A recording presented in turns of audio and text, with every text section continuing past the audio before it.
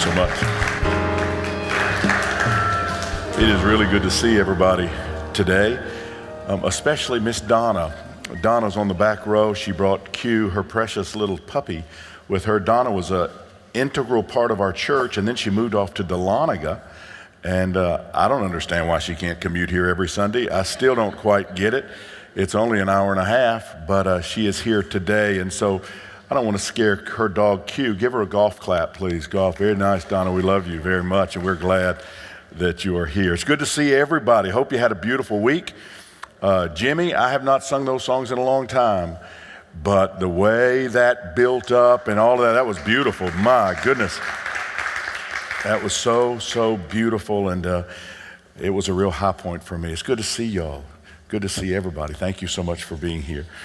Well, this is the last week that we are going to be looking at village values.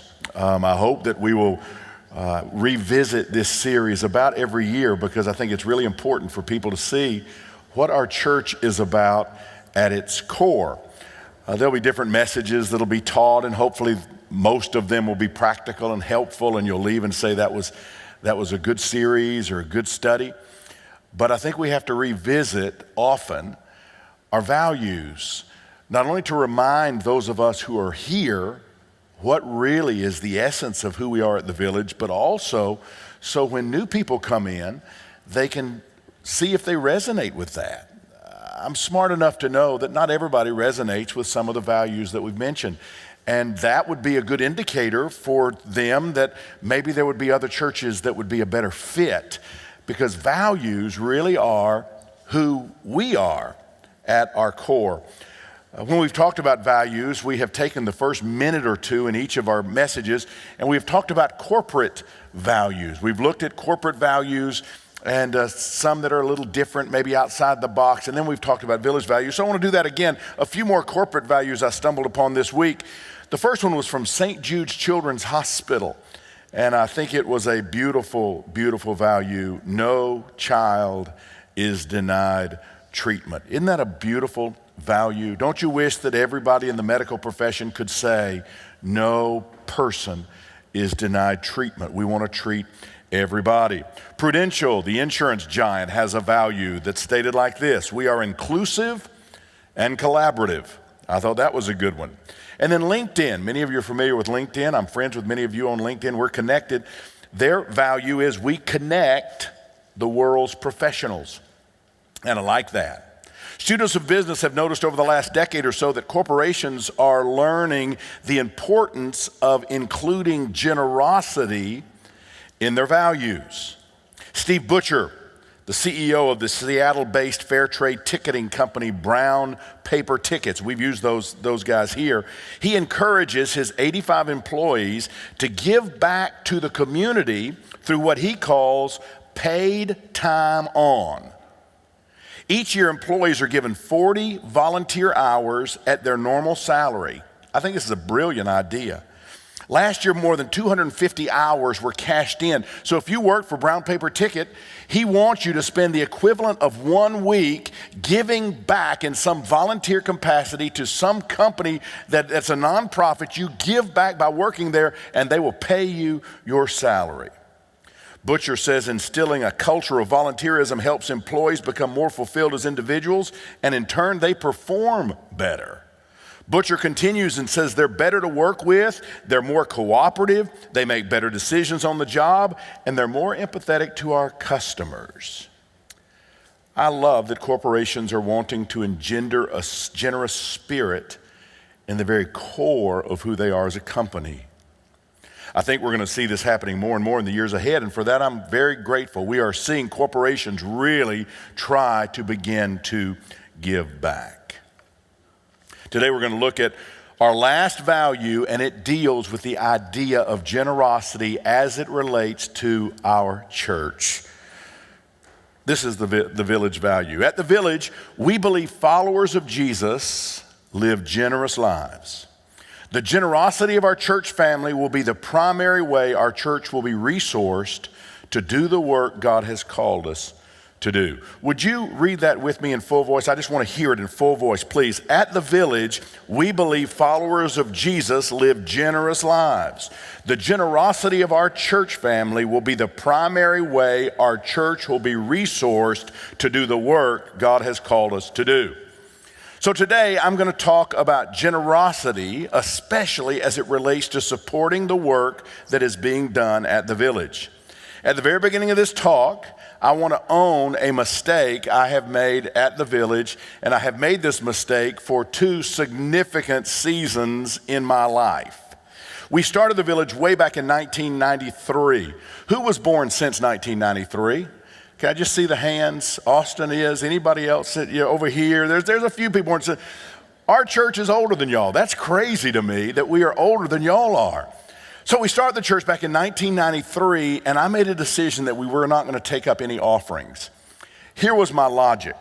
My logic was I didn't want anybody to think I was starting the Village Church to get rich. I didn't want anybody to think he's going to be a television evangelist, he's going to be a very big time preacher, and he is doing this to get everybody's money. So I went the exact opposite way, and we didn't get anybody's money, nobody's money just about. We put a little mailbox on the back of the auditorium, and if people remembered to give, they would put a little offering in there. Now, there were some people, I will say, there were some people who were hugely faithful back in the early days to make sure that we stayed afloat, because we had very few people who had much of a spiritual background when we began our church.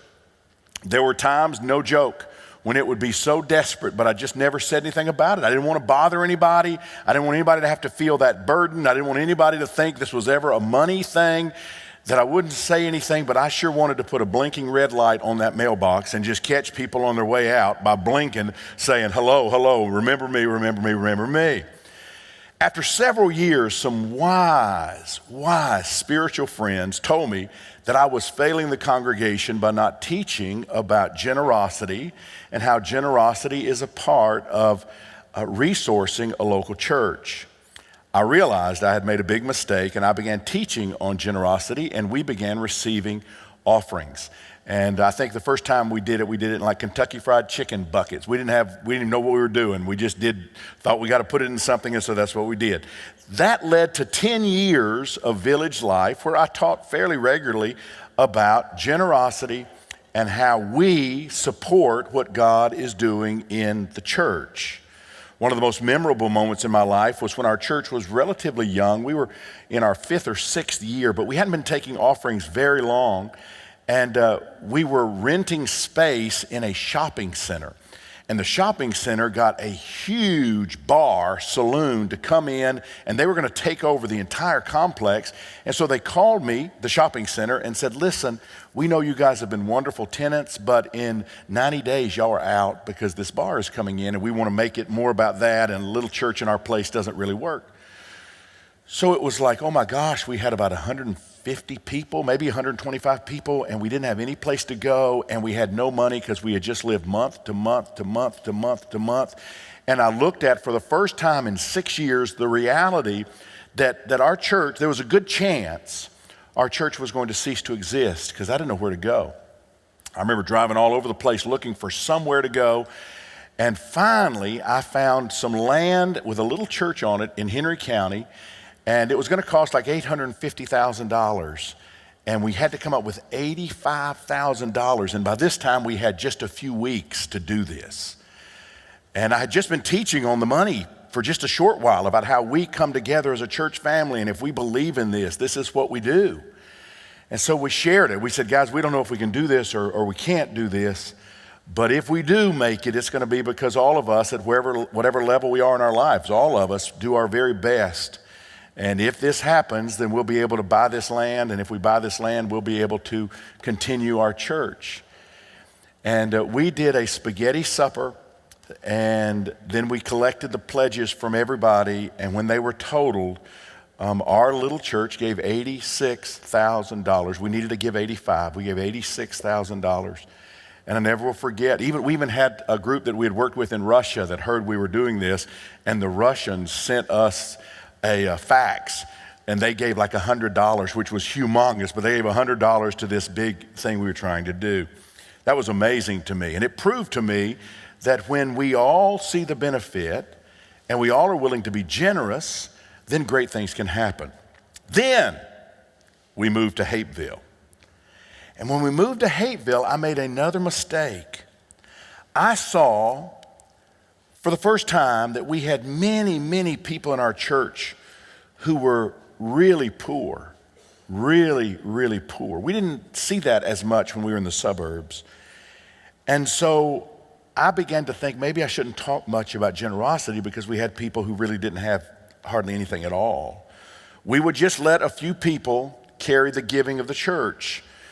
And then we would rent out space as we could all around. You have no idea. There are times this space is rented on Saturday nights till 2 in the morning. And at 2 in the morning, we have a cleaning crew comes in and works against all odds to get the place back the way it's supposed to be, with Jimmy and Curtis arriving early and Derek arriving early on Sunday mornings and saying, oh my gosh, what happened? And it's because we've had this huge party here, but we tried to rent out the space because we didn't want to mention to anybody the idea of how we resource our church family, how we take care of this space. So I haven't talked about it much over the last 10 years. I've thought about it. I've seen so much abuse around money in churches. That's one of the reasons that I drift away from talking about it. I don't want to be that guy. You know that guy. I mean, it's not all preachers at all, but you know that guy, that preacher, the television preacher who gets little old ladies to send their Social Security checks in so he can buy just a bigger house or fancier car. I don't want to be that guy. I don't want to be the preacher who teaches you to give money to God in order to have God reward you in a quid pro quo kind of a way. Give your money and I'll guarantee you God's going to give you more back. And so I have, as a young Christian, it was almost like a surefire lottery thing for me. I'll put it in because I'm getting it back. And that never felt right. I do believe generosity comes back to us, but I've not seen it ever taught, or I have seen it, but I've often seen it taught in an icky way, a way that doesn't feel like Jesus to me, doesn't feel like Jesus to me. Truthfully, for many years, here, my heart has been set on working out how to fund what happens here without ever asking most of our family to support what we do.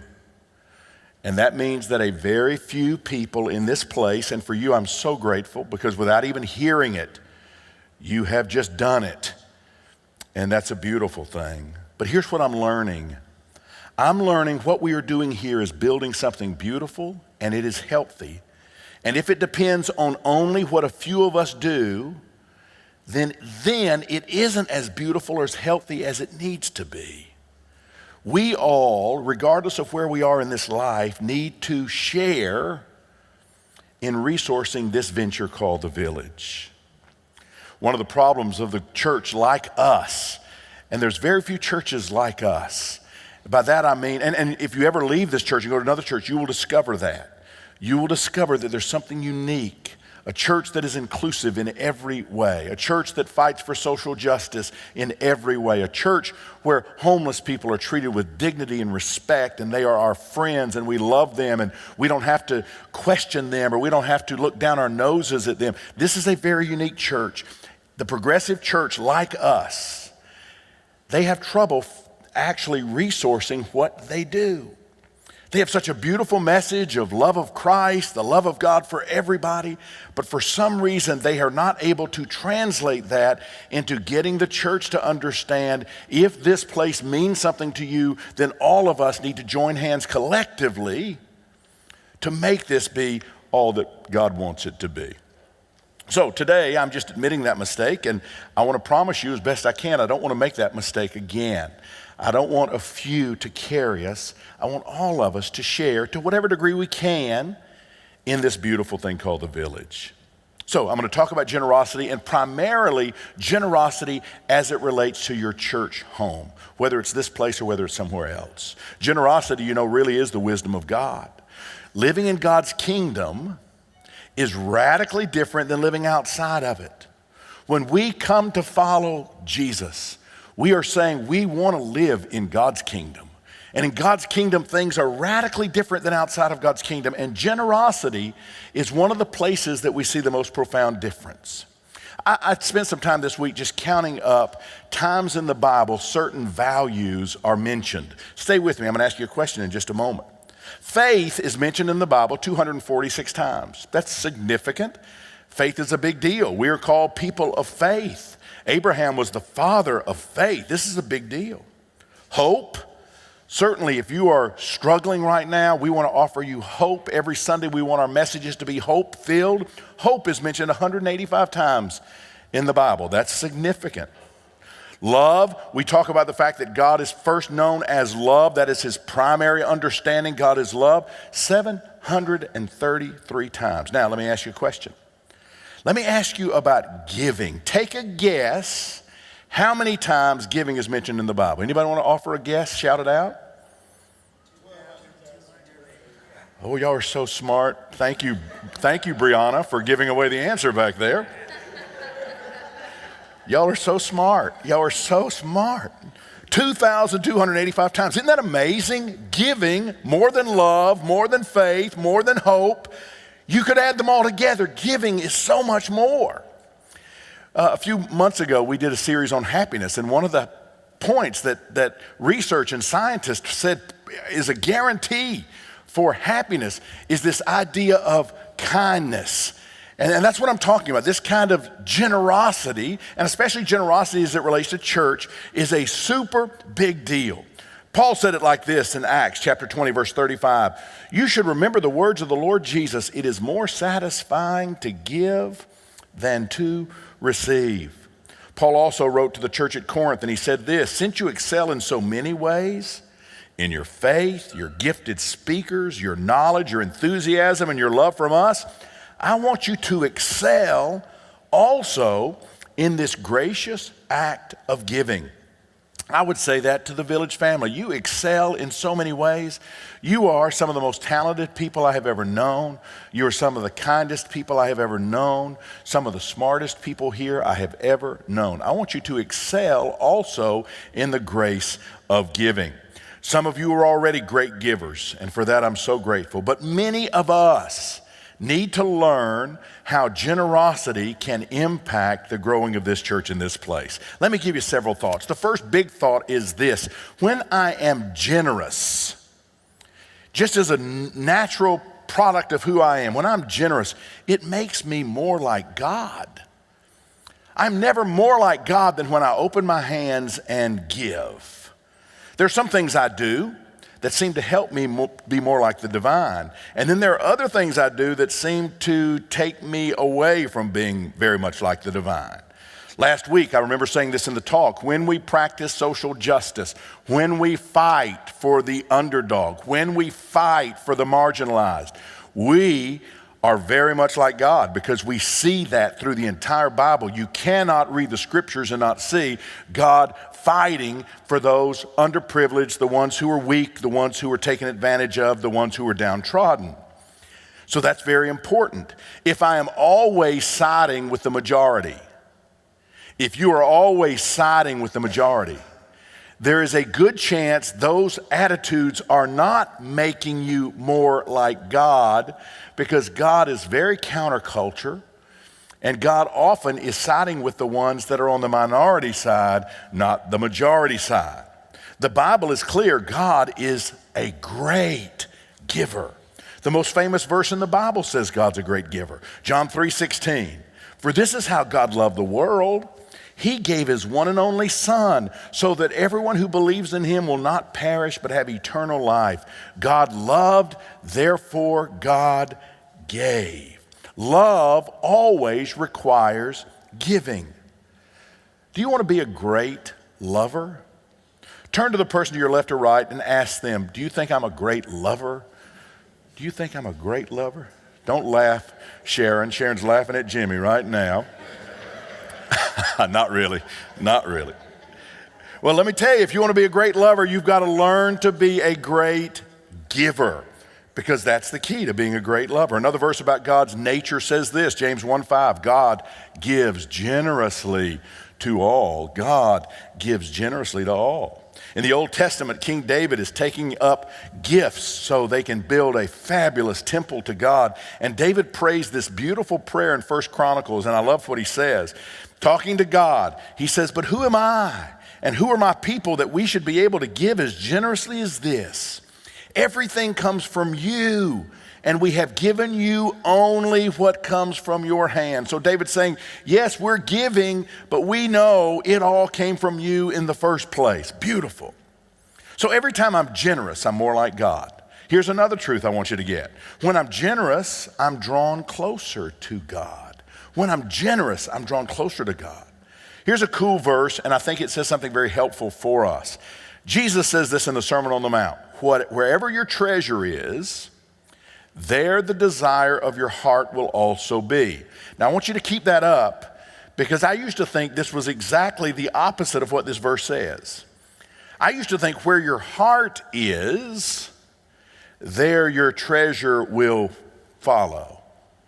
But this says the exact opposite. Where your treasure is, there your heart will also be. Have you ever noticed how your attention to something grows after you put some money into it? Jane bought a 2014 Jeep Compass a month or two ago. And that's been really exciting for us. I mean, it's a pretty little car, and we've enjoyed it so much. But I'd never noticed a Jeep Compass on the road ever. I don't pay attention to stuff like that. But then we bought that little car, and suddenly I see Jeep Compasses everywhere. What happened? I put money into it, and then suddenly I began to notice that they are everywhere. Money becomes like a magnet. It really draws you toward what you are giving towards. When I'm generous and I invest in the work of God through the church, suddenly I'm drawn to care more about what is happening in that church. Where my treasure is, there my heart is also. Let me give you another principle I believe so true. When I am generous, it breaks the power of selfishness in my life. And I think we see it in small children, and we know that it's true. All of us have a tendency towards selfishness, and it is really submitting to God's control in our lives that we can release that and become unselfish. I believe it's wise to schedule certain practices that you know are important to help you live your best life. Let me tell you what I'm talking about. Ethan and I have a 4 o'clock appointment 4 days a week to go and work out.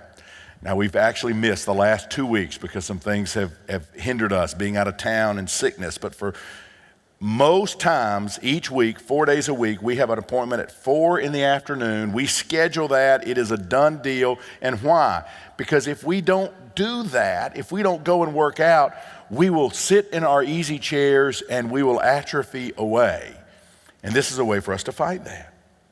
I set as a goal every day to spend the first few minutes of every day on gratitude.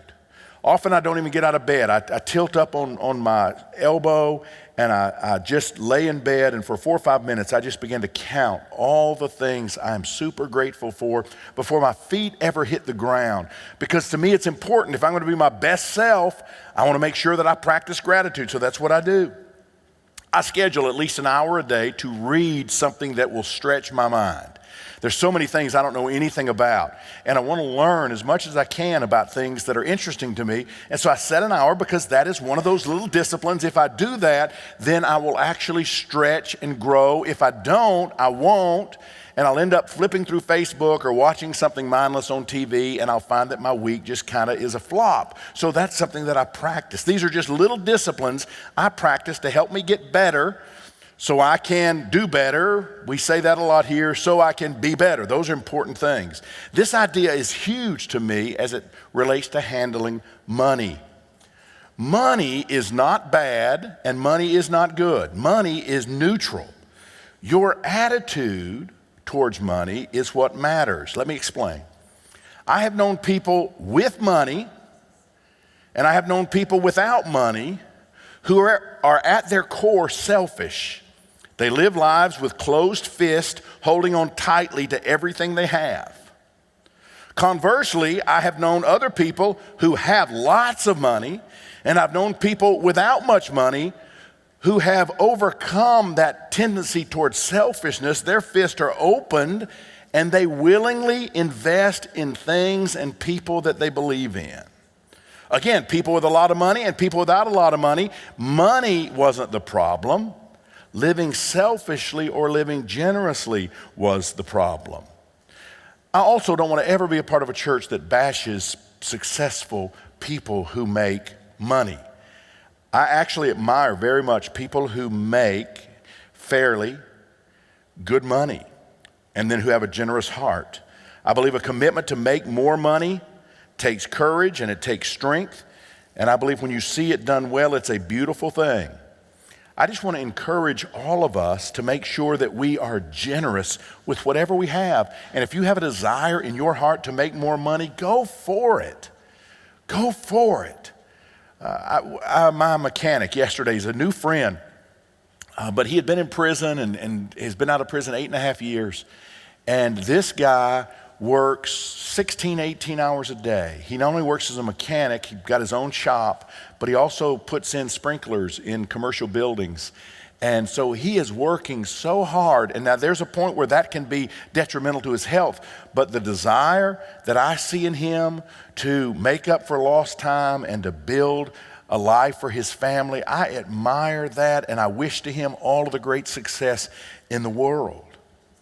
I want to share with you, now if the idea is for us not to be selfish, I want to share with you one of the little disciplines, not like scheduling the appointment with Ethan at 4 p.m. to work out, not like getting on my elbow at 6:30 in the morning and being grateful before I roll out of bed, not those things, but this is something that has helped me as it relates to money, and we have talked about it before, but I just want to give it to you because some of you are new to our church. We call it the 10-10-80 plan. If you wanted to put it down on a piece of paper or take a picture of the screen, the 10-10-80 plan. This is not unique to us. People like Dave Ramsey, who is thought highly of by people around the world. This is something that he teaches and others teach. And this idea is you give your first 10% to the spiritual endeavors of your life, those places that spiritually are important to you or at least are benevolent, where you're giving to people that are in need.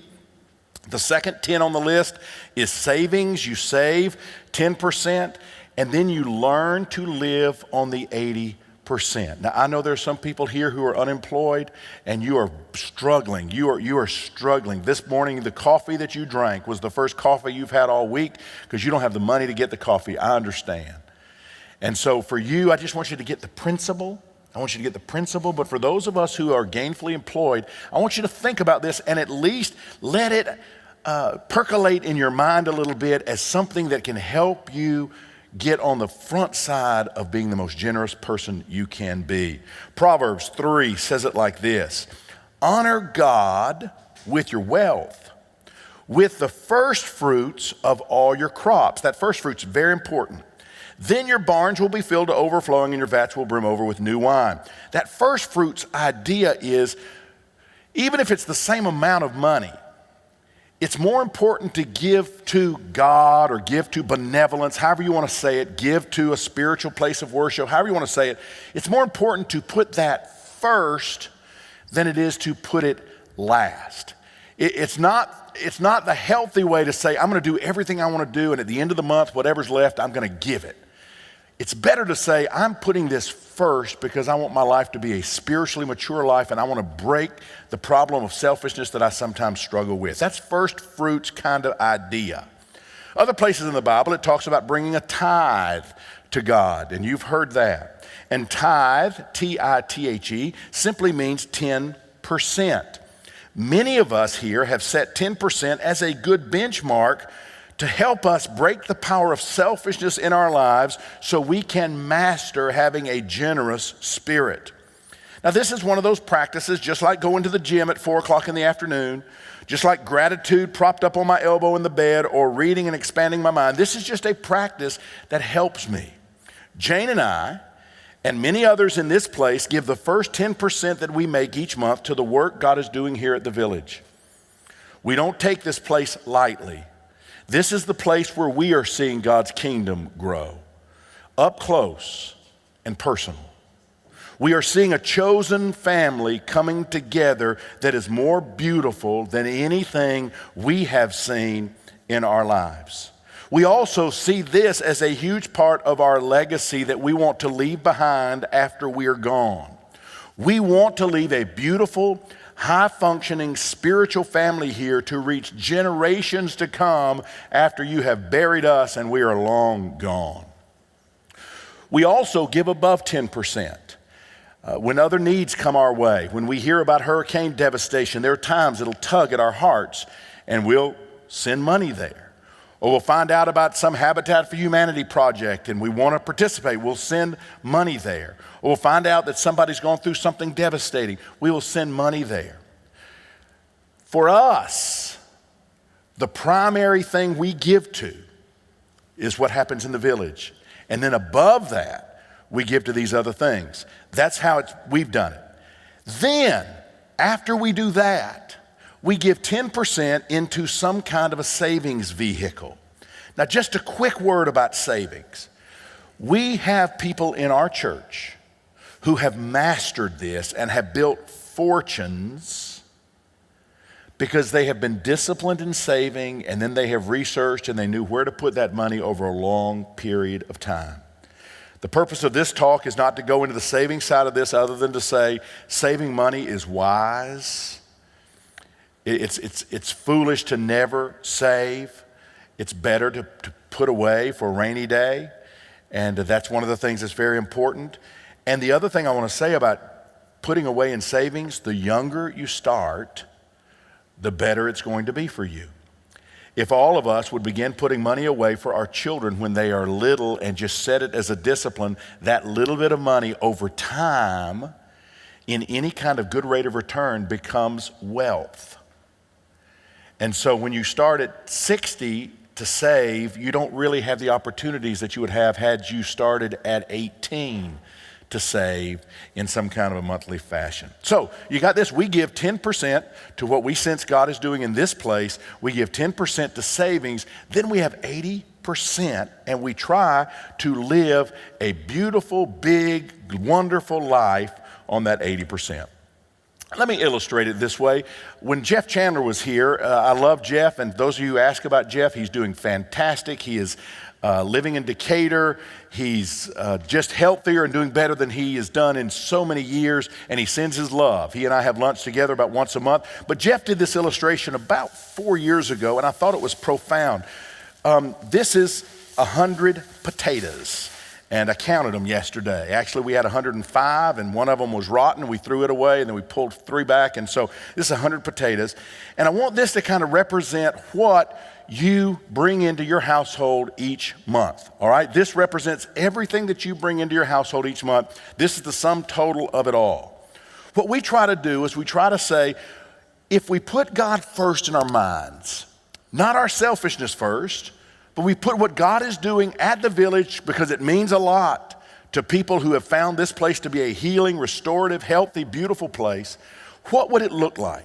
So if you'll just with me, let's count off 10, okay? 1, with me, 2, 3, 4, 5, 6, 7, 8, 9, and 10. Now, if you, 1, 2, 3, 4, 5, 6, 7, 8, 9, 10. Okay, if you didn't save, you didn't worry about saving, you just kind of did the first part of it, this means you've got this to live as big a life as you want to live. This creates margin. This lets you not put God at the very end, but put God at the very beginning.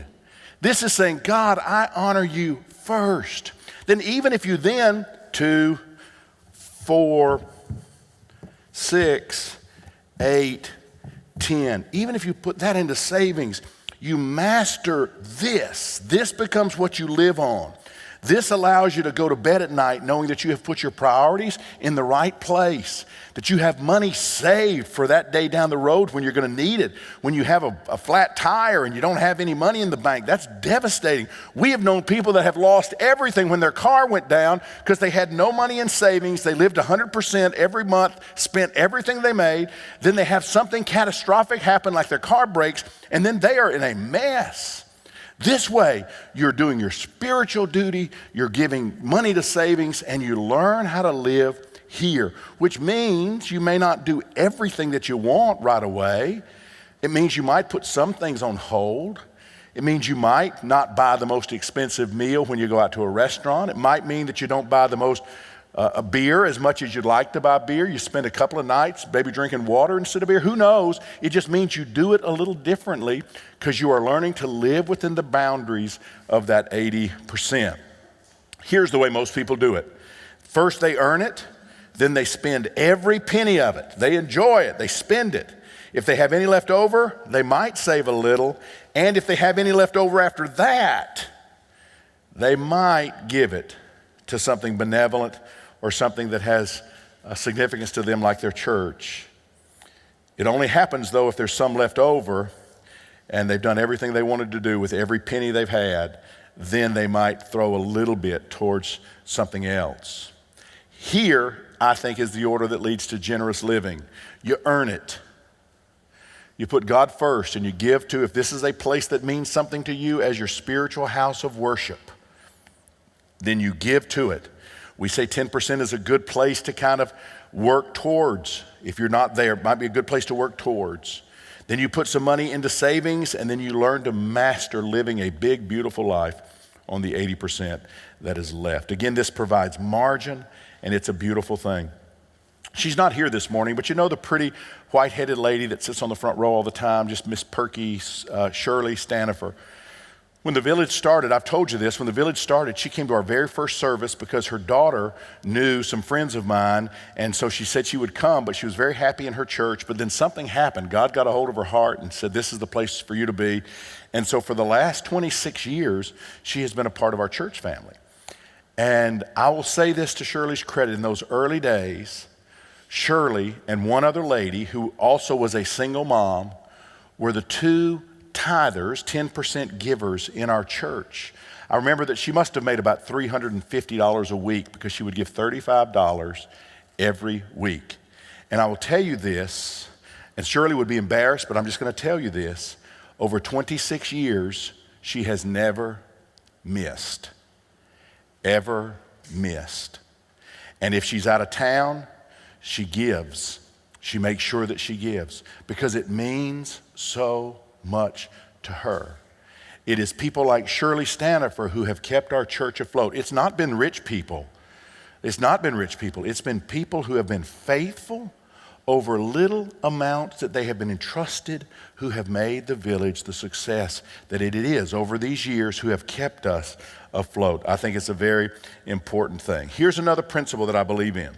When I am generous, it strengthens my faith. When I am generous, especially generous to what God is doing through a church, it strengthens my faith.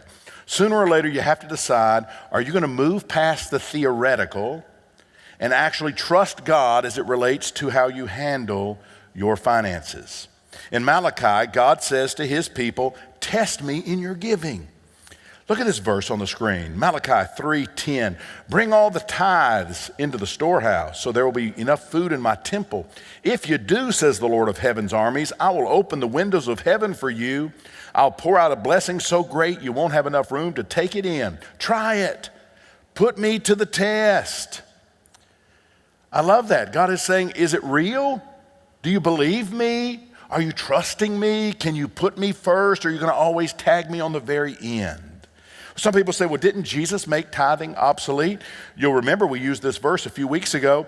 Jesus says, you Pharisees, y'all tithe everything. You even tithe herbs in your garden. But then he said this, you should tithe, yes, but don't neglect the more important things, which he said were justice, mercy. Paul writes in the Phillips translation to the Corinthians, your giving proves the reality of your faith. Your giving proves that just like you can't be a Christian if you don't love, giving proves the reality of the faith that you have. Hey, can I do a little experiment? We're doing okay on time. No, we're not. I'm going to go fast. I want to do this, all right? Sometimes you just set a little tempo and it's like, well, this is going a little long. Okay, I'm going to go quick though. I want to do something real quick, so stay with me. Can each of you pull out your wallet? Everybody, men, women, everybody, pull out your wallet and just hold it in your hand. Stroke it. Stroke it. Oh, stroke it. All right? This represents, bring mine up here, honey. I just want to hold it, okay? Thank you, baby. This represents so much to us, doesn't it? I mean, this is us. Now, some of y'all are getting sad right now. I get it. I remember when the church was struggling, when we first moved to Hayville, we were struggling so much, and I came home and Jane was crying. And I said, what's wrong? And she said, I just read the saddest book I've ever read. I said, what book was that? She said, our checkbook. I said, oh, okay, I get it. So just hold it just a minute. This is everything, isn't it? It's interesting to me that the one area that we have the hardest time really getting a handle on is this. Now, I want you to do me a favor. Don't open it, but I want you to give it to somebody that's not your family. So y'all need to just give it to them just for just a moment. Just give it to them, okay? Somewhere else. Pass your wallet to the person to your left or behind. No peeking. Just hold it firmly in your hand. Just hold it firmly in your hand, okay? This is strange, isn't it? It's strange to give away control like this. Now, I tell you what I want to do. I want to take an offering, and I want you to give like you have always wanted to give. This is something that's in your heart, and you just want to give. Pass the wallets back. I know that wouldn't work. There'd be a fight at the village. I won't do that. I want to learn to trust God in the area of my finances. Let me tell you some things I have learned. I have learned for me to keep growing, my faith needs to continually be stretched, and that means that I need to learn how to trust God in the area of money. I also have learned if I'm going to lead, it is required for me to practice what I'm asking you to do. I have seen churches where the pastor wasn't a giver, and that is, to me, one of the more unhealthy things I have ever seen. I need to be the one that's leading the way in giving. Jane and I know that we should never ask anybody to do what we're not willing to do. And I've also learned I cannot outgive God. God always blesses us. I'm not teaching quid pro quo. I'm just saying generosity always seems to bring blessings back to us. Another thought, when I'm generous, it illustrates my spiritual maturity. Life illustrates what we believe a lot. Luke 16:11, Jesus says, if you've not been trustworthy in handling worldly riches, who will trust you with true riches? Jesus is saying how you handle resources is important. One half of all the parables Jesus told are about money. And the reason one half of them are about money is because that's the area that we struggle with the most. Another thought, when I'm generous, I make investments in things that last. Y'all ever bought stuff that's just crap? We all have bought it, right? I mean, we buy it, it's crap. It lasts for a day and then it's gone. Jesus says, invest your money in a way that it lasts. I heard a song once, a long time ago, by a group that says, I've never seen a U-Haul trailer following a big black hearse. And the idea was none of us take it with us. We have to spend it, invest it, do good things with it. So why don't we do it towards the things that are going to last?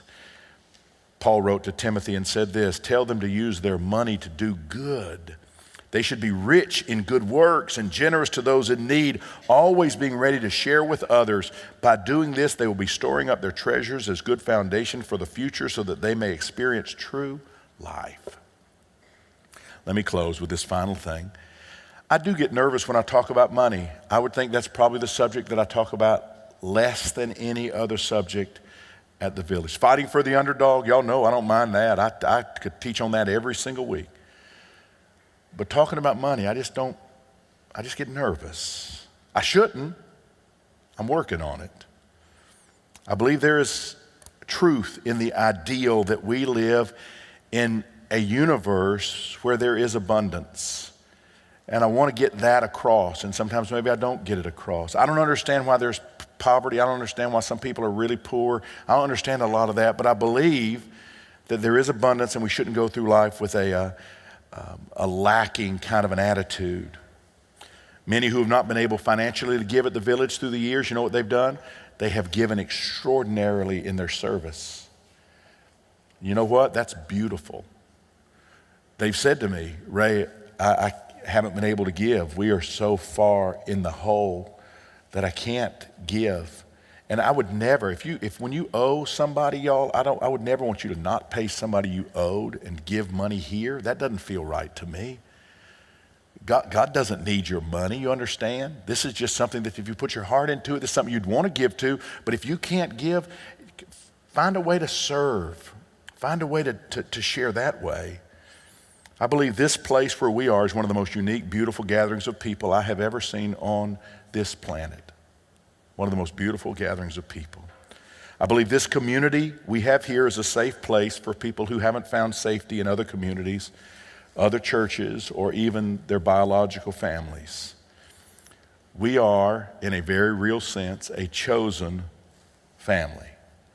We choose to come together every week to learn to know each other, to learn to love each other, and to learn to support each other. If I preach that you should tithe 10% of your income because God wants you to, and if you don't, then God will curse you, I feel like I'm getting God so wrong. I think that is so wrong. If I preach that you should tithe and give to get a reward, I feel like I'm getting God wrong. That's why I haven't done that. I don't want to do that. But if I preach that we should invest in this place because together we're building something special, that feels right to me. I don't want to ever apologize for you putting your treasure in this place, because I'm telling you, this is an awesome place. You talk to the people who couldn't find love in other places who found it here and acceptance, you'll understand what a special place this is. You should never give ever because you feel guilty. If you're giving out of guilt, stop it. Stop it. Stop it. We don't need your money. Stop it. You should never give because you feel manipulated. If you ever, we've said, I would say 95% of the Sundays in the history of the Village Church, we have said don't feel any manipulation as we're taking this offering. Don't feel any pressure to give. That's not what it's about. You should never give because somebody has told you God will make you rich if you give. I'm telling you that's not going to happen. If you're a minimum wage employee and you tithe on that minimum wage employee, you're not going to get rich. You'll get rich when you come up with a great idea and you're able to service people and market. That's why you get rich. You're not going to give and then buy a lottery ticket and win. That doesn't happen. You should never give because somebody has told you that if you don't give, God's going to curse you.